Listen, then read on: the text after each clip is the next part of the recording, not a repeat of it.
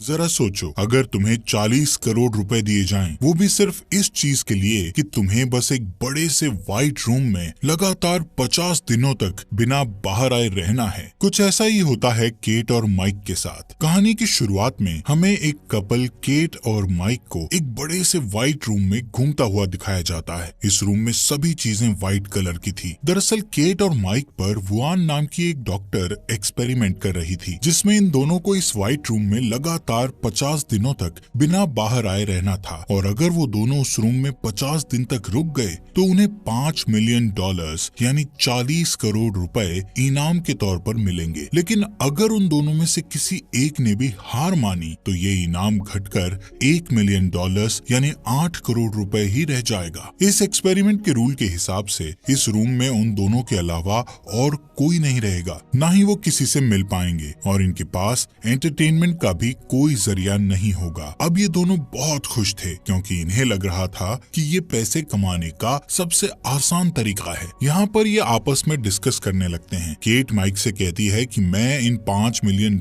से अपने सारे सपने पूरे करूंगी। वहीं माइक इन पैसों को पार्टीज में उड़ाने का प्लान बनाता है, और केट से कहता है कि इतना पैसा आने के बाद हमें कभी भी पैसों के बारे में सोचना नहीं पड़ेगा। थोड़ी देर बाद उनको एक AI डिवाइस की आवाज आती है, जो उन्हें यहाँ के रूल्स के बारे में बताती है कि अब वो लोग एक इमैक्युलेट रूम में हैं। इस रूम में उनके पास सिर्फ एक बेड, एक बेंच और एक सिंपल सा बाथरूम था, जहाँ पर एक मॉनिटर लगा हुआ था, जिसमें इस रूम में रहने के सारे रूल्स लिखे हुए थे, जिनमें से एक रूल ये लिखा हुआ था कि एक टाइम पर एक ही इंसान बाथरूम का इस्तेमाल कर सकता है। यहाँ दीवार पर एक रेड बटन भी था, जिसको प्रेस करके उनमें से कोई भी हार मानकर यहाँ से बाहर जा सकता था। वहाँ लगे मॉनिटर पर टच करके वो लोग अपने लिए खाने पीने का सामान मंगा सकते थे, और एग्जिट डोर के ठीक ऊपर एक बड़ी सी क्लॉक लगी हुई थी, जिसमें उनके 50 दिनों का टाइमर चल रहा था। इस रूम में कैट और माइक के लिए डेली न्यूट्रिशन का एक डिजाइनर बॉक्स आता था, जिसमें उनके खाने पीने का सामान होता था। रूम की लाइट्स रात होने पर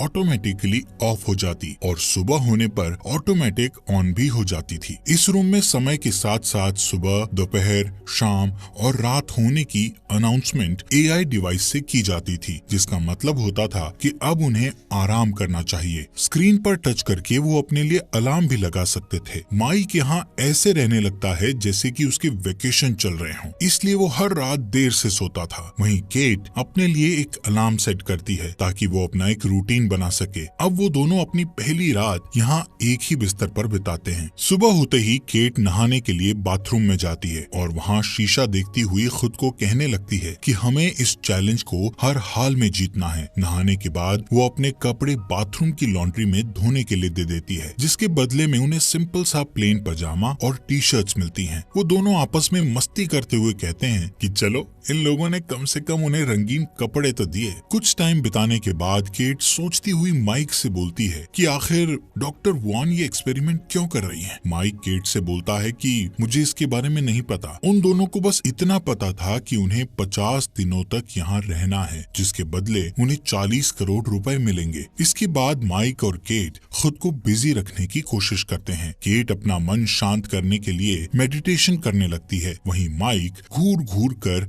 उस क्लॉक की ओर देख रहा था, जिसमें 50 दिन का टाइमर चल रहा था। बैठे बैठे माइक अजीब अजीब सी बातें सोचने लगता है, जैसे कि यहाँ की दीवारों का रंग सफेद ही क्यों किया गया है। केट उसे बार बार कहती है कि उसे लगातार उस क्लॉक की ओर नहीं देखना चाहिए, बल्कि उसे यहाँ टाइम बिताने के बाद मिलने वाले 40 करोड़ रुपए के बारे में सोचना चाहिए। लेकिन माइक के लिए ये बिल्कुल भी आसान नहीं था, क्योंकि वो कुछ दिन से सही से अपनी नींद भी पूरी नहीं कर पा रहा था। वहीं केट अपना डेली रूटीन जारी रखती है, और वो माइक का ध्यान उस क्लॉक से हटाने के लिए उसे कुछ टाइम रनिंग करने को कहती है। जब केट मेडिटेशन कर रही होती है तो माइक भी उसे देखकर रनिंग करने लगता है। इसके बाद टाइम पास करने के लिए वो दोनों बच्चों वाले गेम्स खेलने लगते हैं और साथ ही डांस करते हैं। यहाँ पर जैसे ही वो दोनों अपने कपड़े लॉन्ड्री में धोने के लिए देते हैं तो वापस उन्हें वही सेम पजामे मिल जाते हैं। ऐसे ही कुछ हफ्ते बीत जाने के बाद कुछ ऐसा होता है कि माइक को उस रूम में एक कीड़ा दिखता है और वो उससे बात करने लगता है। माइक उसे खाना खिलाने की कोशिश करता है, लेकिन जैसे ही वो फर्श पर अपने मिल्क शेक की कुछ बूंदें गिराता है, तभी AI डिवाइस की आवाज आती है, जो उसे कहती है कि ये खाने पीने का सामान सिर्फ तुम दोनों के लिए है। माइक यहाँ पर थोड़ा परेशान हो जाता है और उस AI डिवाइस से कहता है कि ये कीड़ा यहाँ भूख की वजह से मर जाएगा, इसलिए मैं बस इसे यहाँ से बाहर निकालने की रिक्वेस्ट कर रहा हूँ। केट माइक को समझाने की कोशिश करती है कि जिस स्पीकर से AI डिवाइस की आवाज आती है वो दोबारा किसी चीज को नहीं दोहराता, लेकिन माइक केट से कहता है कि मुझे इस कीड़े को बाहर निकालना ही पड़ेगा वरना ये यहीं पर मर जाएगा। इतना कहता हुआ वो उस रूम में लगे रेड बटन की ओर जाने लगता है। यहाँ पर इन दोनों के बीच बहस होने लगती है। केट कहती है कि वो बटन दबाने पर हम ये चैलेंज हार जाएंगे और उन्हें यहाँ से खाली हाथ बाहर निकाल दिया जाएगा। हालांकि माइक बाहर नहीं जा रहा था, वो बस उस कीड़े को बचाने की कोशिश कर रहा था। इसके बाद माइक उस कीड़े को नीचे रखकर केट को कहता है कि ये कीड़ा एक लिविंग थिंग है और तुम्हें इस पर जरा सी भी दया नहीं आ रही, जिस पर केट उससे कहती है कि तुम्हें ऐसा इसलिए लग रहा है क्योंकि तुम एक वेजिटेरियन इंसान हो। ऐसे ही काफी देर तक इनकी बहस चलती है और गुस्से में केट वहाँ से आगे बढ़ने लगती है कि तभी बातों ही बातों में गलती से उसका पैर उस कीड़े के ऊपर टिक जाता है, जिससे वो कीड़ा वहीं पर मर जाता है। केट माइक से बोलती है कि ऐसा उससे गलती से हुआ है, लेकिन माइक ये मानने को तैयार नहीं होता और गुस्से में आकर वो एक कोने में अपना पूरा दिन बिता देता है। इस रूम के रूल्स के अकॉर्डिंग उन्हें 2 ट्रीट्स लेने की परमिशन थी, इसलिए माइक केट से कहता है कि मैं अपनी एक ट्रीट लेने वाला हूँ। केट उसे याद दिलाती है कि ऐसा करने से उनके प्राइज मनी से $1,00,000 कम हो जाएंगे, इसलिए वो माइक को ऐसा करने से मना करती है। लेकिन फिर भी माइक अपनी ट्रीट लेने चला जाता है और बदले में उसे एक ग्रीन कलर का स्केच मिलता है। माइक कहता है कि इससे तो उसका कुछ होने वाला नहीं है, फिर भी कम से कम अब दीवार पर आर्ट बनाकर टाइम पास तो कर ही सकता हूँ। अब जैसे ही कैट उसे दीवार पर ड्राइंग करते हुए देखती है तो वो उससे खुद का पोर्ट्रेट बनाने को कहती है, जिस पर माइक भी उसका पोर्ट्रेट बनाने लगता है। काफी टाइम बाद केट बोर होकर यहाँ से चली जाती है क्योंकि वो माइक के लिए एक मॉडल नहीं बनना चाहती थी। वहीं माइक तब तक ड्राइंग करता रहता है जब तक वो उस स्केच को खत्म नहीं कर देता। वो पूरे बाथरूम और टॉवल को ग्रीन स्केच से पूरा भर देता है। इस वजह से केट बहुत परेशान हो जाती है और माइक से अपने पहले के रूडली बिहेवियर के लिए सॉरी बोलती है। लेकिन यहाँ पर इन दोनों के लिए एक अच्छी बात ये थी कि अब 50 में से सिर्फ 20 दिन ही और बचे थे। ऐसे ही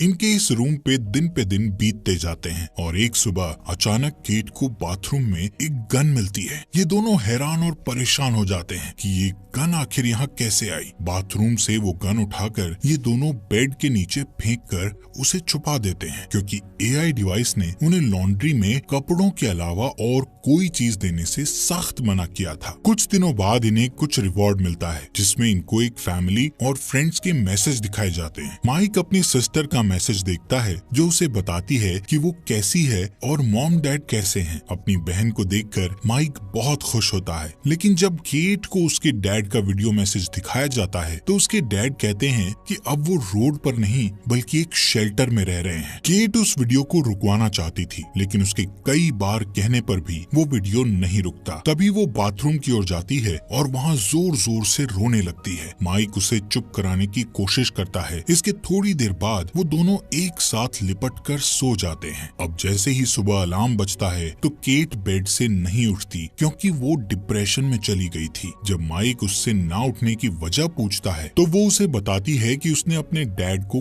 कई सालों बाद देखा था और वो हमेशा माइक से झूठ बोलती रही कि उसके डैड नहीं है क्योंकि वो अपने डैड को लेकर बहुत शर्मिंदा थी। वो माइक को बताती है कि उसके डैड बहुत ज्यादा ड्रिंक करते थे और उसके स्कूल की फीस भी नहीं भरते थे। माइक केट से कहता है कि अब हमारे इस रूम में 50 दिन पूरे होने में सिर्फ 2 ही हफ्ते बचे हैं, लेकिन केट अभी भी बेड पर ही पड़ी हुई थी। माइक उसे एंटरटेन करने के लिए नए नए तरीके आजमाता है, लेकिन इससे कैट पर कोई असर नहीं होता और फिर वो खुद भी कैट के साथ बेड पर लेट जाता है, लेकिन इससे भी कैट को कोई फर्क नहीं पड़ रहा था। ये देखते हुए माइक जमीन पर जाकर लेट जाता है। नेक्स्ट डे माइक केट को उनकी बची हुई एक और ट्रीट लेने के लिए कहता है, लेकिन केट उसे ये कहकर मना कर देती है कि वो और पैसों को खोना नहीं चाहती, जिससे माइक फ्रस्ट्रेट हो जाता है क्योंकि उसे लगता है कि अब वो केट की मदद नहीं कर पाएगा। कि तभी केट बेड से उठती है और माइक से उसकी दूसरी ट्रीट मांगने के लिए कहती है। भले ही उनका $1 मिलियन का नुकसान हो जाए। तभी माइक दूसरी ट्रीट के लिए मॉनिटर पर टच करता है, जिससे उस रूम का डोर ओपन होता है और एक नेकेड लेडी रूम के अंदर आती है जिसका नाम साइमन होता है। उसको ऐसे नेकेड देखकर माइक हैरान हो जाता है। साइमन भी डॉक्टर वॉन के इस एक्सपेरिमेंट के बारे में कुछ नहीं जानती थी, क्योंकि वो सिर्फ एक एक्ट्रेस थी जिसे इस काम के लिए पैसे दिए गए थे और वो पूरे महीने के लिए यहाँ बुक थी। साइमन को इस रूम में केट और माइक के साथ सिर्फ 24 घंटे ही गुजारने थे। केट माइक से कहती है कि वो अपनी टी शर्ट उतार कर साइमन को दे दे ताकि वो थोड़ा बहुत अपने आप को कवर कर सके। साइमन माइक की ड्राइंग को देखकर उसकी तारीफ करने लगती है, जिससे केट को और भी ज्यादा गुस्सा आता है। रात होने पर माइक उन दोनों लड़कियों को बेड पर सोने के लिए कहता है और खुद जमीन पर सो जाता है, जिसके बाद केट को इन दोनों की हरकतों से बहुत ज्यादा चिढ़ हो रही थी, इसलिए वो माइक को भी बेड पर सोने के लिए बुला लेती है और खुद इन दोनों के बीच में सो जाती है। यहाँ पर पूरी रात केट को चैन से नींद नहीं आती और सुबह जब वो उठती है तो वो देखती है कि साइमन बेड पर नहीं है। ये देखकर वो सोचती है कि शायद साइमन यहाँ से जा चुकी है, लेकिन दरअसल साइमन बाथरूम में थी और वहाँ वो बिना कपड़ों के नेकेड घूम रही थी। केट ये चीजें और झेल सकती थी, इसलिए वो शांत रहती है। इसके बाद वो तीनों रूम में यहाँ वहाँ डांस करना स्टार्ट कर देते हैं, एक दूसरे को किस करने लगते हैं। इससे माइक को इतना ज्यादा नशा चढ़ जाता है कि उसे हेलुसिनेशन होने लगते हैं। उसे अपने हर तरफ खून ही खून दिखता है। माइक अपने आप को पानी में डूबता हुआ देखता है। वहीं पानी में उसे अपना छोटा भाई भी दिखता है जो उसके साथ ही डूब रहा था। इसी बीच केट और साइमन माइक को होश में ले आती हैं, लेकिन वो अभी भी पैनिक कर रहा था और जोर जोर से रोने लगता है। वो बार बार एक ही चीज रिपीट कर रहा था कि मेरे भाई शॉन को डूबने से बचा लो। केट उसे किसी बेड पर ले जाकर सुला देती है, जिसके बाद साइमन केट से पूछती है कि वो और माइक कैसे मिले थे, जिस पर केट बताती है कि वो लोग एक बारिश वाले दिन मिले थे। उसके पास अम्ब्रेला नहीं थी, तभी माइक उसके पास आया और उसने उसे भीगने से बचाया। यहाँ पर ये दोनों आपस में ऐसे काफी टाइम बातचीत करती रहती हैं। थोड़ी देर बाद माइक जग जाता है और साइमन के पास जाकर बैठ जाता है, जहाँ वो दोनों अपनी अपनी लाइफ के बारे में बातें करने लगते हैं। साइमन बताती है कि उसने अपनी मदर को बचपन में ही खो दिया था। यहाँ पर ये दोनों अपने अपने फैमिली मेंबर्स के गम को शेयर करने लगते हैं, जिससे इन दोनों के बीच बॉन्ड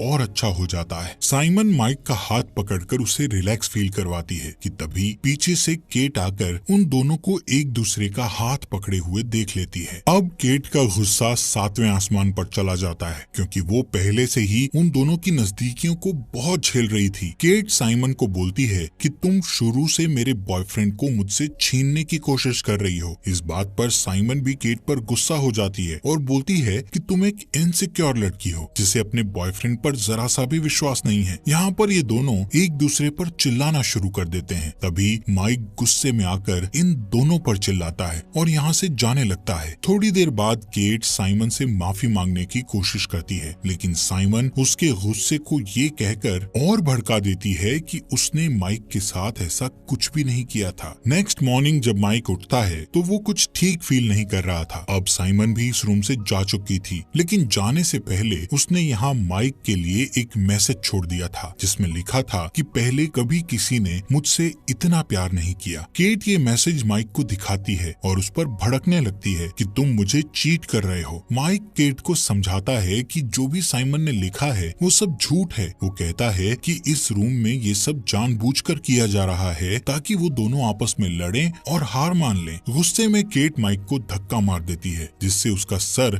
दीवार से टकरा जाता है और उसके सर से खून बहने लगता है। माइक केट से दूर चला जाता है और उसे कहता है कि उसने कभी भी उसे धोखा नहीं दिया, तब भी नहीं जब वो न्यूयॉर्क चली गई थी। वो हमेशा चाहता था कि केट कभी भी अनकंफर्टेबल फील ना करे, इसलिए उसने अपने कई सारे दोस्तों से मिलना छोड़ दिया। उसने अपने कॉलेज की पढ़ाई भी पूरी नहीं की ताकि वो केट के साथ घर पर रह सके। जब वो डिप्रेस थी तब भी वो उसके साथ था और इन सब के बदले में उसे क्या मिला? बस उसका शक और नफरत। यहाँ पर केट माइक से माफी मांगती है कि मुझसे गुस्से में ऐसा हो गया। तभी माइक को बहुत अजीब सा फील होने लगता है। वो कहता है कि उसे डॉक्टर की जरूरत है। केट जल्दी से उसके लिए मिल्क शेक लाती है और एक टॉवल से उसके सर की चोट को कवर करती है, जिसके बाद वो माइक को कहती है कि उनके इस रूम के कॉन्ट्रैक्ट में मेडिकल रिसोर्सेज के बारे में नहीं लिखा। माइक ये सुनकर बिल्कुल भी विश्वास नहीं कर पाता कि वो केट से क्या सुन रहा है। वो केट से पूछता है है कि क्या सच में तुम्हें मेरी इस चोट की चिंता है। दरअसल माइक की चोट काफी छोटी सी थी और धीरे धीरे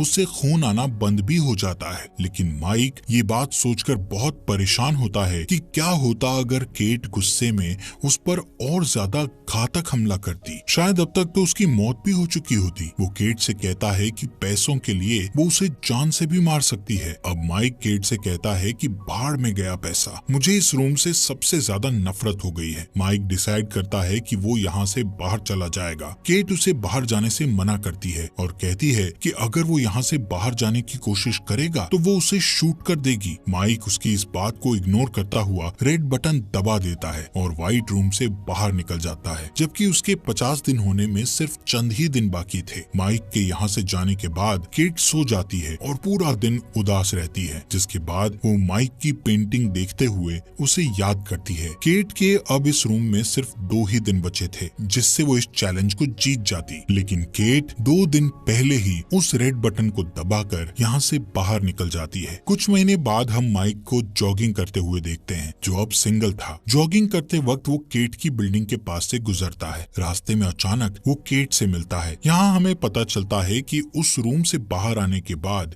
कई महीनों तक ये दोनों एक दूसरे से मिले भी नहीं थे। इसके बाद ये दोनों यहाँ से साथ मिलकर डिनर पर जाते हैं। रास्ते में माइक केट से पूछता है कि क्या उसने उस रूम का रेड बटन दबा दिया था। केट इसका जवाब नहीं देती, लेकिन वो जो कुछ भी हुआ उसके लिए माइक से माफी मांगती है। जब वो दोनों यहाँ से चले जाते हैं तब कैमरा एक बिल्डिंग पर फोकस करता है जिस पर ये साफ साफ लिखा था कि इस बिल्डिंग का निर्माण एक बहुत बड़े डोनेशन से हो पाया है, जिसके डोनर ने अपना नाम नहीं बताया। मूवी के एंडिंग में हम देखते हैं कि उसी रूम में एक नया कपल इस चैलेंज को एक्सेप्ट कर लेता है और ये मूवी यहीं पर खत्म हो जाती है।